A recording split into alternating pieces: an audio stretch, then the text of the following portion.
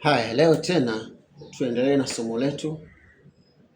Hatutaangalia leo vipimo vya maabara, tutaendelea na somo lililotokana na swali la watu fulani fulani, na baadhi ya watu wametaka kufahamu bakteria kwenye mkojo, tofauti ya bakteria na UTI kwenye mkojo.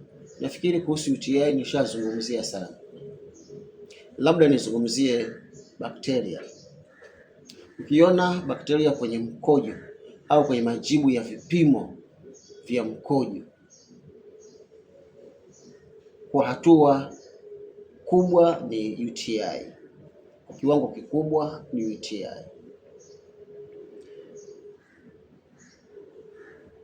Na ili ujue kwamba ni UTI, baada ya kuona bakteria hawa wanakuja na dalili zifuatazo: maumivu wakati wa kukojoa, harufu kali ya mkojo, tulijifunza kule nyuma, kukojoa mara kwa mara,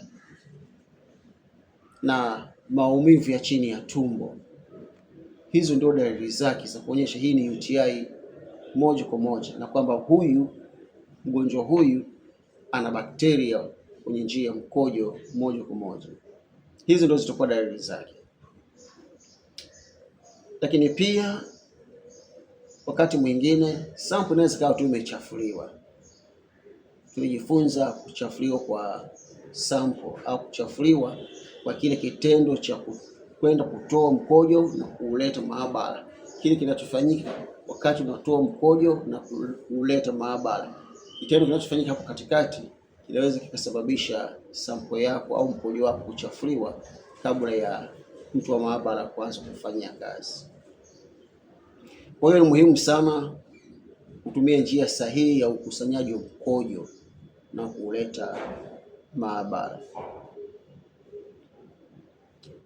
Na la mwisho, mara nyingi huwa na bakteria wa UTI haithibitishi tu yenyewe moja kwa moja, lakini itaangaliwa na vitu vifuatavyo.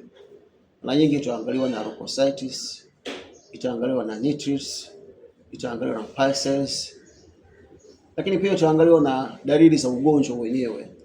Maana kila ugonjwa una dalili zake. Kwa hiyo UTI ina dalili zake ambazo nimezitaja hapo juu, za maumivu wakati wa kukojoa, harufu kali ya mkojo, kukojoa mara kwa mara, au maumivu ya chini ya tumbo.